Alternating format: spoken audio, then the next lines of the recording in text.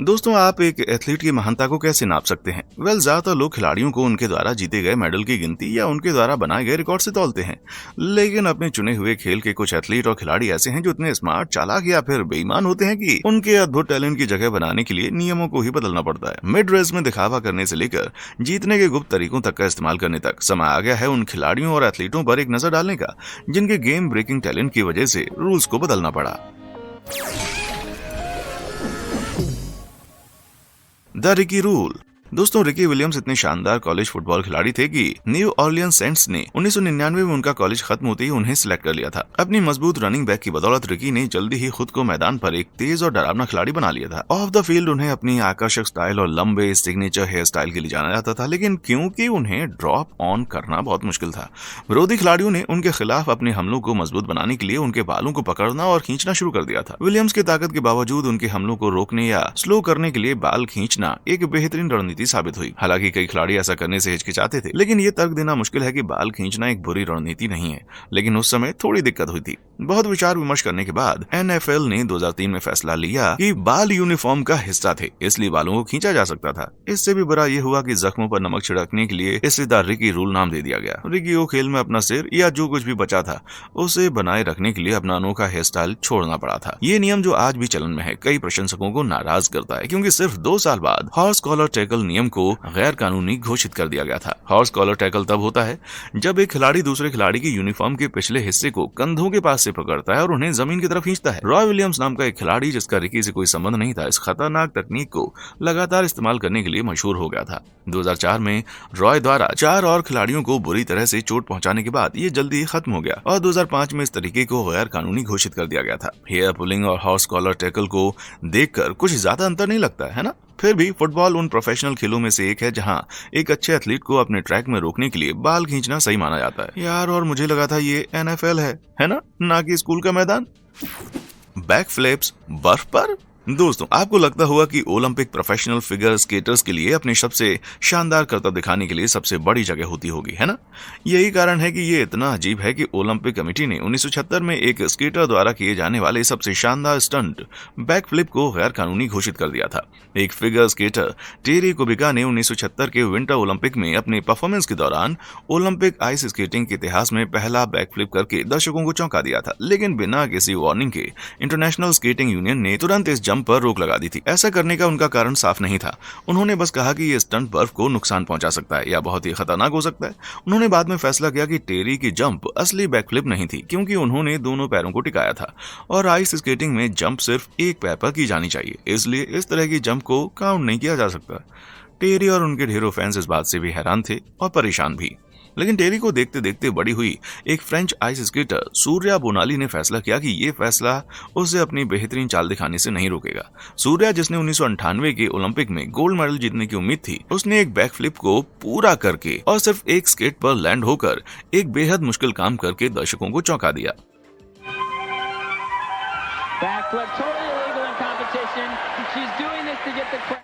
सूर्या ने यह दिखाने की कोशिश की कि इसे किया जा सकता है, भले ही वो जानती थी कि ये कानून के खिलाफ है। उसके पैर में चोट लगी थी और उसे पूरा यकीन था कि वो गोल्ड नहीं जीत सकेगी, इसलिए उसने पुराने फैसले का विरोध करने के लिए उसी समय ऐसा करने का फैसला किया। इस शानदार प्रदर्शन के बावजूद इंटरनेशनल स्केटिंग यूनियन कंपटीशन में अभी भी बैक फ्लिप को अवैध माना जाता है। हाँ, सूर्या ने सभी को दिखा दिया था कि ये नियम कितना बेवकूफी भरा है। ये तो सबका बाप निकला यार। मैं शर्त लगा सकता हूँ कि आप में से ज्यादातर लोग जमीन पर भी बैक फ्लिप नहीं कर सकते। बर्फ की तो बात छोड़ ही दीजिए यार। अगर मैं बहुत तेजी से खड़ा हो जाऊं तो मुझे तो थोड़ा बैठना पड़ता है, लेकिन क्या आप जानते हैं कि आप इससे भी ज्यादा इंप्रेसिव कुछ कर सकते हैं? नीचे दिए गए लाइक और सब्सक्राइब बटन को दबा सकते हैं। डबल पॉइंट अगर आप उन दोनों को एक साथ दबाते हैं तो। ऑलराइट, तो हमारे अगले महान एथलीट कौन है? स्टैंकी की रणनीति। दोस्तों, 1940 और 1950 के दशक में मेजर लीग में खेलने वाले बेसबॉल खिलाड़ी एडी स्टैंकी की रेपुटेशन बहुत खराब थी। एडी, जो द ब्रैट के नाम से जाना जाता था, बेईमानी करने से नहीं डरता था। 1951 में एक खेल के दौरान उसने कथित तौर पर दूसरे बेस की तरफ दौड़ते हुए बेसमैन के हाथ से गेंद को लात मारी, फिर बाद में चालाकी से तीसरे बेस पर जाने के लिए हाथापाई का इस्तेमाल किया। अपने ज्यादातर खेलों में जब बैटिंग करने के लिए विरोधी टीम की बारी आती थी तो एडी ऊपर नीचे कूदता था, चेहरे बनाता था, गोल गोल घूमता था और यहाँ तक कि जो भी बैटिंग करता था उसे कंफ्यूज करने के लिए शोर भी करता था। वैसे जल्दी ही स्टैंकी की पैंतरेबाजी नाम दिया गया, जो सुनने में उतना ही बुरा लगता जितना कि शायद देखने में था। उसके इस चालाक और बुरे व्यवहार के कारण कई दूसरे खिलाड़ी सच में एडी से नफरत करते थे। यहाँ तक कि एडी के अपने कोच लियो ड्यूराचर ने भी कहा कि वो बैटिंग नहीं कर सकता, दौड़ नहीं सकता और खेल भी नहीं सकता है। ये बदमाश सिर्फ जीत सकता है। भले ही स्टैंकी की पैंतरेबाजी तकनीकी रूप से कानूनी थी, लेकिन दूसरे खिलाड़ी एडी से इतना परेशान हो गए थे कि एक बार डगआउट में एक बड़ी फाइट हो गई थी और पुलिस को उन्हें अलग करना पड़ा था। उसके बाद एमएलबी को एक नियम लागू करने के लिए मजबूर होना पड़ा, जिससे विरोधी खिलाड़ियों को जानबूझकर परेशान करना गैर कानूनी बना दिया गया। इसमें कोई आश्चर्य नहीं है कि उसके अपने टीम प्लेयर भी उसे द ब्रैट कहा करते थे। हालांकि आपको ये सोचना होगा कि क्या स्टैंकी जैसे नाम की वाकई जरूरत थी। शैक डोंट क्रैक। दोस्तों, बेशक शकील ओनील इतिहास के सबसे महान बास्केटबॉल खिलाड़ियों में से एक हैं। उन्होंने अपने 18 साल के करियर के दौरान 2600 से ज्यादा बड़े शॉट लगाए और उनके लचीलेपन, स्पीड और ताकत और विशाल 7 फुट 1 इंच की ऊंचाई ने उन्हें मैदान पर एक भयानक दुश्मन बना दिया था। वास्तव में वो इतना अच्छा था कि विरोधी टीम ने उसे रोकने के लिए रणनीति तैयार की थी। शाक विरोधी रणनीति तैयार करते समय उन्हें कुछ एहसास हुआ, जबकि शाक एक हिट मशीन थी। लंबी दूरी की शॉट्स मारने में उसकी हालत बहुत खराब थी। इनफैक्ट शाक ने अपने पूरे करियर में 3 पॉइंट लाइन के बाहर सिर्फ एक शॉट ही मारा था। उनके विरोधियों ने एक सिंपल सी स्ट्रेटजी के बारे में सोचा। जब भी उन्हें लगा कि शाक जंप करने वाला है तो उन्होंने उसे थ्रो करने के लिए मजबूर किया। पर उन्होंने इसे मैनेज कैसे किया? वेल, उन्होंने उसे गले लगा लिया। उन्होंने सचमुच उसे गले लगा लिया भाई। बास्केटबॉल में जब आप किसी खिलाड़ी के साथ इस तरह से बेईमानी करते हैं तो आपकी टीम पर पेनल्टी लगाई जाती है। यहाँ तक तो सब ठीक है, पेनल्टी ये है कि फाउल करने वाले खिलाड़ी को फ्री थ्रो करने को मिलता है और उसके बाद फ्री थ्रो के बाद बॉल को फाउलिंग टीम को वापस दिया जाता है। तो अब समझ आई ये स्मार्ट स्ट्रेटजी है ना। ये स्ट्रेटजी जितनी शानदार थी उतनी ही परेशान करने वाली भी थी। शाक को लगातार फाउल किया जा रहा था, एक बार तो एक क्वार्टर के पहले 5 सेकंड में, लेकिन उसे दिए गए फ्री थ्रो में वो इतना बुरा था कि एक बार तो वो एक ही गेम में किए गए सभी 11 फ्री थ्रो से चूक गया। ये नया नाम है का शक इतना प्रेडिक्टेबल और अनोइंग था कि फैंस ने इसके लिए अपनी टीमों को क्रिटिसाइज करना शुरू कर दिया था। बाद में शाक ने कहा कि कुछ किया जाना चाहिए और किया भी गया। एक नया नियम लागू किया गया था जिसमें कहा गया था कि बॉल से दूर कोई भी फाउल विरोधी टीम को फ्री थ्रो और ओनरशिप देगा, लेकिन सिर्फ चौथे क्वार्टर के आखिरी 2 मिनट में। इसका मतलब ये था कि है का शक अभी भी कानूनी था, लेकिन ये ऑफेंडिंग टीम के लिए बहुत कम फायदेमंद था। लेकिन ये इकलौता नियम नहीं था जिसे शाक ने लागू करवाया था। शाक अपने समय में एक बहुत लंबा चौड़ा आदमी था। वो 7 फीट 1 इंच लंबा था और उसका वजन 324 पाउंड था। उसका वजन एक सूमो पहलवान से भी ज्यादा था और किसी भी दूसरे बास्केटबॉल खिलाड़ी से भी ज्यादा था। इसमें कोई आश्चर्य की बात नहीं है कि शाक को बैकबोर्ड को तोड़ने और टुकड़े टुकड़े करने के लिए आलोचना का सामना करना पड़ा था। आखिरकार एनबीए बैकबोर्ड के टूटे हुए टुकड़ों को साफ करते करते इतना थक गया कि उन्हें एक नया नियम लागू करना पड़ा, जिससे उन्हें तोड़ने वाली टीमों पर पेनल्टी लगाई जाएगी। इससे पहले कि आप पूछें उन्होंने बैकबोर्ड को किसी मजबूत चीज से क्यों नहीं बनाया, जरा सोचिए कि आपके गिरने से पहले एक सूमो पहलवान कितनी बार आपको पटक सकता है। हाँ, मुझे भी यही लगा था भाई। कैंडी का कर्व बॉल। दोस्तों, ये देखते हुए कि कर्व बॉल बेसबॉल के इतना जरूरी हिस्सा है, ये सोचना मुश्किल लगता है कि किसी समय वो एक नई तकनीक हुआ करते थे, लेकिन जब उन्होंने पिच पर अपनी छाप छोड़ी तो काफी हलचल मचा दी थी। पिचर कैंडी कमिंग्स द्वारा बनाई गई कर्व बॉल बेसबॉल फेंकने की एक ऐसी स्टाइल है जो अचानक गिरने या दूसरी दिशा में मुड़ने से पहले इसे आगे बढ़ाती है। सही टाइमिंग के साथ एक अच्छा पिचर अपनी कर्व बॉल को बल्लेबाज तक पहुंचने से ठीक पहले उसकी दिशा बदल सकता है। जबकि ये पिच आज काफी आम है, लेकिन जब कैंडी ने 1870 के दशक में इस तकनीक को डेवलप किया था तब इसे रोकना लगभग नामुमकिन था। ये मूव इतना अलग और नया था कि कोई भी इसे आते हुए नहीं देख सकता था और न ही इसकी तैयारी कर सकता था। एक अच्छी तरह से फेंकी गई कर्व बॉल ने कई बल्लेबाजों को हैरान कर दिया था। कर्व बॉल को बेईमान होने के आधार पर कुछ समय के लिए गैर कानूनी घोषित कर दिया गया था, लेकिन रोक बेकार साबित हुई और इसे जल्द ही हटा लिया गया। सीधे शब्दों में कहें तो दूसरे पिचर इससे बच नहीं सकते थे, इस तकनीक को सीख सकते थे और इसका इस्तेमाल कर सकते थे, क्योंकि ये बहुत ही आकर्षक और गेम चेंजिंग थी। आज मेजर लीग बेसबॉल में कर्व बॉल एक आम बात है और कुछ तो इतनी तेज और फैंसी हैं कि वो कैंडी के सिर को भी घुमा देंगी। Flipping out. दोस्तों, ट्रेविस पास्ट्राना एक मोटर बाइक और कार रेसर हैं जिसने एक सुपर हीरो के रूप में नाम कमाया है। अपनी खतरनाक ड्राइविंग करियर में पास्ट्राना की 60 हड्डियां टूट चुकी हैं और 25 बार चोट लगने से बच चुके हैं और कुछ मामलों में तो मुश्किल से उनकी जान बच पाई है। ऐसा ही एक रोमांचकारी एक्सपीरियंस 2006 में डेटोना सुपरक्रॉस में हुआ था, जब ट्रेविस फिनिश लाइन को पार कर रहा था। जैसे ही वो क्वालिफाइंग रेस जीतने वाला था, ट्रेविस ने फैसला किया कि ये शो ऑफ का समय है और एक फ्लिप करके जश्न मनाने की कोशिश की। वो अचानक बुरी तरह से दुर्घटनाग्रस्त हो गया, लेकिन वो चमत्कारिक रूप से गंभीर रूप से घायल होने से बच गया और पब्लिक पागलों की तरह चिल्लाने लगी। इस वजह से अमेरिकन मोटरसाइकिल एसोसिएशन द्वारा एक नया नियम बनाया गया जिसमें रेस के दौरान या बाद में बैक फ्लिप और ट्रिक्स पर रोक लगा दी गई थी। यार, सीधा सीधा ट्रेविस का नाम ही ले लेना चाहिए था। लंबी परेशानी। दोस्तों इन दिनों एक ऐसी बास्केटबॉल टीम की कल्पना करना मुश्किल है जिसमें कम से कम एक खिलाड़ी 7 फीट लंबा ना हो, लेकिन हमेशा ऐसा नहीं था। 1948 में जॉर्ज मिकान की 6 फुट 10 इंच की ऊंचाई ने सारे रिकॉर्ड तोड़ दिए और खेल के नियमों को बदल दिया। इसे ऐसे समझ सकते हैं कि उसके बाकी साथियों की औसत ऊंचाई सिर्फ 6 फीट 2 इंच से कम थी, जिससे वो उनकी तुलना में बहुत बड़ा लगता था। इनफैक्ट मिकान इतना लंबा था कि वह इस खेल में फिट नहीं हो पा रहा था। फिर भी मिकान एक स्लो प्लेयर नहीं था और इसे एक अच्छा खिलाड़ी बनने के लिए ज्यादा इधर उधर जाने की जरूरत नहीं पड़ती थी। वो खुद को सिर्फ कोर्ट के एक हिस्से में रखता था और अपनी लंबी बाहों का इस्तेमाल करके आसानी से गोल शॉट दूर कर देता था। उसकी वजह से नेशनल कॉलेजिएट एथलेटिक एसोसिएशन या शॉर्ट में NCAA ने 1945 में गोल करने पर रोक लगाने वाला एक नियम लागू किया था। और हाँ, आपने ठीक सुना, ये तब की बात है जब वो कॉलेज में था। लेकिन मिकान की हाइट की भरपाई के लिए बदलाव काफी नहीं था। आखिरकार दूसरे खिलाड़ियों को पैंतरेबाजी करने के लिए जगह देने के लिए लेंस की चौड़ाई को 6 फीट से बढ़ाकर 12 फीट करना पड़ा था। कुछ दशक के बाद जब 7 फीट लंबे विल चैम्बरलेन ने खेल में प्रवेश किया तो कोर्ट को फिर से बदलना पड़ा। उस कैलकुलेशन के हिसाब से हम अब किसी भी दिन एक और कोर्ट को बदलते हुए देखने वाले हैं। Come on NBA, taco fall 7 feet 5 inch के हैं। Brilliant Biles. दोस्तों सिमोन बाइल्स अमेरिकी इतिहास में सबसे कामयाब जिम्नास्ट हैं, जिन्होंने कुल मिलाकर 32 ओलंपिक और वर्ल्ड चैंपियनशिप मेडल जीते हैं। बाइल्स जो अपनी महान तकनीक और ताकत और लचीलेपन के लिए जानी जाती हैं, अक्सर ऐसे करतब दिखाती हैं और परफॉर्मेंस देती हैं जिन्हें दूसरे जिम्नास्ट कभी आजमाने की हिम्मत भी नहीं करेंगे। लेकिन उनके अद्भुत टैलेंट के कारण USA जिम्नास्टिक्स को कुछ पैंतरों के तरीके को बदलने के लिए मजबूर होना पड़ा, जैसे कि डबल डबल डिसमाउंट, जिसे अब सुरक्षा कारणों से द बाइल्स के रूप में जाना जाता है। लेकिन सिमोन की सुरक्षा के लिए नहीं, बल्कि बाकी सभी के लिए।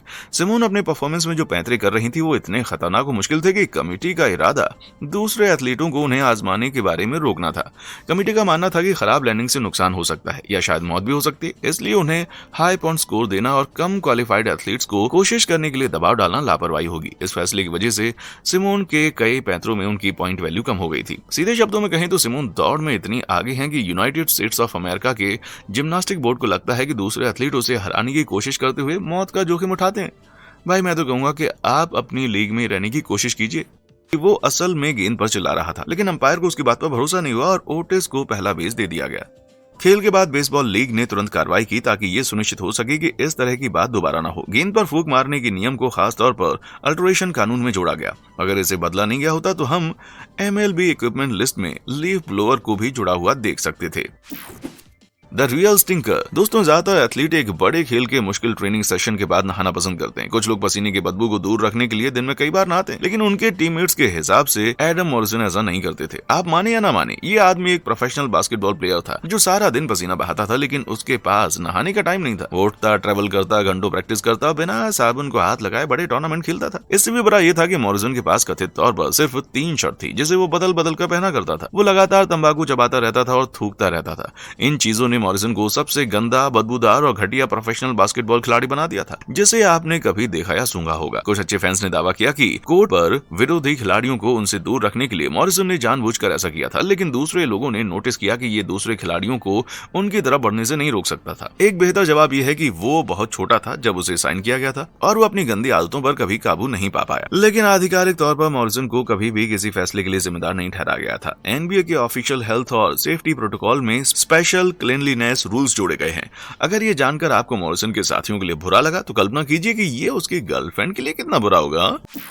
बनाना ब्लेड्स। दोस्तों तो चलिए बनाना ब्लेड के बारे में बात करते हैं। नहीं, बनाना ब्लेड ऐसा कुछ नहीं है जिसके अंदर एक बंदर आपको लूटने की कोशिश करेगा। ये हॉकी किट का एक अवैध हिस्सा है जिसे गलती से स्टेन, मिकिता और बॉबी हल ने रूटीन प्रैक्टिस के दौरान बनाया था। कहानी यह है कि 1960 के दशक में मिकिता की हॉकी स्टिक गलती से एक दरवाजे में फंस गई थी, जिससे उसका ब्लेड मुड़ गया और उसने केले जैसा शेप ले लिया। हल और मिकिता को यह फनी लगा और उन्होंने अपनी प्रैक्टिस जारी रखी। लेकिन तब उन्हें एक अजीब सा एहसास हुआ, बनाना ब्लेड वाकई बहुत काम का था। बनाना ब्लेड से शॉट बनाना ऑर्डिनरी स्टिक से शॉट बनाने से अलग है। कैंडी के कर्व बॉल की तरह हॉकी को छोड़कर शॉट तेज हो जाते हैं, जो उन्हें जज करना मुश्किल हो जाता है। इसके बाद हर टीम बनाना ब्लेड का इस्तेमाल करके खेलना चाहती थी, जिसमें 60 के दशक की कुछ स्टिक्स तो अजीब तरह से मुड़ी हुई थी। अपने टॉप पर खिलाड़ी सिर्फ इस उम्मीद में एक स्लैप शॉट लगाकर बॉल को जाने देते थे कि गोलकीपर गेंद के अजीब मूवमेंट से मूर्ख बन जाएगा। खिलाड़ी इसे पसंद करते थे, लेकिन बेचारे गोल रोकने वाले खिलाड़ी इससे नफरत करते थे। नेशनल हॉकी लीग ने जल्द ही एक स्टिक के कर्व की डिग्री पर लीगल रेस्ट्रिक्शंस लगाने शुरू कर दिए थे। इसे अब 1 इंच के आधा और 3/4 के बीच सेट किया गया है, जबकि कई फैंस इससे निराश थे। गोलकीपर बिल्कुल नहीं थे। फुटफॉल। दोस्तों टॉम टेम्पसी एक टैलेंटेड फुटबॉल प्लेयर थे जिन्होंने किसी समय अमेरिका के फुटबॉल के इतिहास में सबसे लंबे फील्ड किक का रिकॉर्ड बनाया था। 1970 में डेम्पसी ने वो किया जो पहले कभी किसी खिलाड़ी ने नहीं किया था। उसने 63 यार्ड की दूरी से एक फील्ड गोल किया था। ऐसा कह सकते हैं ये पीसा की झुकी हुई मीनार की लंबाई के बराबर था। सच्चाई ये है कि डेम्पसी के एक पैर में जन्म से ही उंगलियां नहीं थी, जो इस कामयाबी को और ज्यादा शानदार बना देता है। ये देखते हुए कि रिकॉर्ड 40 से ज्यादा सालों तक बना रहा, डेम्पसी ने अपना पूरा प्रोफेशनल करियर प्रोस्थेटिक फुट से खेला था। इसने कई NFL खिलाड़ियों को यह सोचने पर मजबूर किया था कि उसने किक मारने वाले पैर पर जो नुकीला स्पेशल जूता पहना था उससे उसे फायदा होता था। इस दावे के पीछे कोई सबूत नहीं था, फिर भी इसने NFL को एक बेहद अजीब नियम बनाने से नहीं रोका। 1977 में बनाए गए डेम्पसी रूल के हिसाब से आर्टिफिशियल लिम्ब वाले खिलाड़ियों द्वारा पहने जाने वाले जूतों में एक किकिंग सरफेस होना चाहिए जो एक नॉर्मल किकिंग शू से मिलता जुलता हो। जैसे कि विकलांग खिलाड़ियों के लिए ये पहले से ही बहुत मुश्किल नहीं था भाई। नाम से ही टाइगर। दोस्तों अपने करियर की ऊंचाई पर टाइगर वुड्स को लगभग कोई नहीं हरा सकता था। उन्होंने 82 PGA टूर और 15 मेजर जीते हैं, जो कि PGA टूर के इतिहास में किसी भी खिलाड़ी के करियर की सबसे ज्यादा कमाई है। रिपोर्ट्स के मुताबिक टाइगर जिस दूरी पर हिट कर रहा था उसके करीब आने या हिट करने के लिए दूसरे गोल्फर्स को ओवरसाइज हेड्स वाली स्टिक्स के साथ प्रैक्टिस करना पड़ता था। इस वजह से अमेरिका के कई क्लब्स ने अपने गोल्फ कोर्स को टाइगर प्रूफ करने की कोशिश की थी। प्लान ये था कि उनके कोर्स को और ज्यादा अलग अलग छेदों के साथ लंबा किया जाए ताकि टाइगर उन्हें इतनी आसानी से पार न कर सके। क्या आप इस सॉल्यूशन से जुड़ी प्रॉब्लम को समझ सकते हैं? टाइगर के लिए कोर्स को मुश्किल बनाकर उन्हें कोर्स को बाकी सबके लिए भी बहुत मुश्किल बना दिया था। कई अनुमानों के हिसाब से टाइगर वुड्स ने अकेले ही गोल्फ को एक मुश्किल खेल बना दिया है, क्योंकि अब प्रोफेशनली खेलने के लिए आपको उन बड़े कोर्स पर मुकाबला करने में सक्षम होना चाहिए जिन्हें उनकी वजह से शुरू किया गया था। क्या आपने कभी गोल्फ सीखने की कोशिश की है लेकिन रुक क्यों गए हो? क्योंकि ये बहुत ही मुश्किल था। हाँ, और इससे पहले कि आप पूछें नहीं मिनी गोल्फ को गिना नहीं जाएगा, मुझे नीचे कमेंट सेक्शन में आकर बताएं। फेब्युलस। दोस्तों वर्टिकल रैंप पर की गई कोई भी स्केटिंग, चाहे वो बोर्ड पर की गई हो या ब्लेड के साथ, वर्ड स्केटिंग या वर्टिकल स्केटिंग कहलाता है। इसलिए खास करके अगर आप पागल हैं और आपको अपने शरीर की हर हड्डी को तोड़ने में कोई एतराज नहीं है तो आपको स्केटिंग करनी चाहिए। लेकिन ये फेबियोला डा सिल्वा, जिसे उनके फैंस द्वारा प्यार से फेबी के रूप में जाना जाता है, डरी नहीं थी। एक पाइप प्लेयर के रूप में उनके कलीग इस तरह से पाइप पर किए गए उनके अद्भुत कारनामों को देखकर हैरान थे। जब फेबी ने पहली बार 1990 के दशक में शोहरत हासिल करना शुरू किया, तब एक्स गेम्स में वर्ड स्केटिंग सिर्फ पुरुषों के लिए हुआ करती थी। ये बहुत ही परेशान करने वाला था, क्योंकि फेबी फीमेल कॉम्पिटिटर्स से बहुत आगे थी और हमेशा पुरुष खिलाड़ियों की तुलना में बेहतर परफॉर्म करती थी। आखिरकार बहुत सारे फैंस की डिमांड के बाद साल 2000 में फेबियोला रूल पेश किया गया, जिससे महिलाओं को उस इवेंट में मुकाबला करने की इजाजत मिली, जो सिर्फ पहले खास तौर पर पुरुषों के लिए हुआ करता था। फेबियोला अक्सर मेल स्केटिंग करने वालों में टॉप 10 में रही। उसने 7 गोल्ड मेडल जीते हैं और एक वर्टिकल रैंप पर डबल बैक फ्लिप पूरा करने वाली पहली महिला बन गई। यार मुझे तो कभी कभी मेरे घर की सीढ़ियां बहुत ऊंची लगती हैं। The forever fight. दोस्तों 1982 में पूरा खेल जगत एक बड़ी घटना के बारे में बात कर रहा था, रे बूम बूम।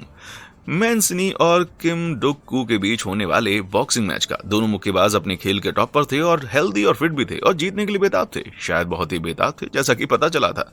आजकल प्रोफेशनल बॉक्सिंग मैचों में 12 राउंड की लिमिट होती है और एक मैंडेटरी 8 काउंट भी होता है। ये तब होता है जब रेफरी खिलाड़ी को बॉक्सिंग रिंग में गिराने के बाद टाइम आउट कहता है और 8 सेकंड के लिए बॉक्सर को देखता है और फिर ये तय करता है कि वो लड़ने के लिए फिट है या नहीं।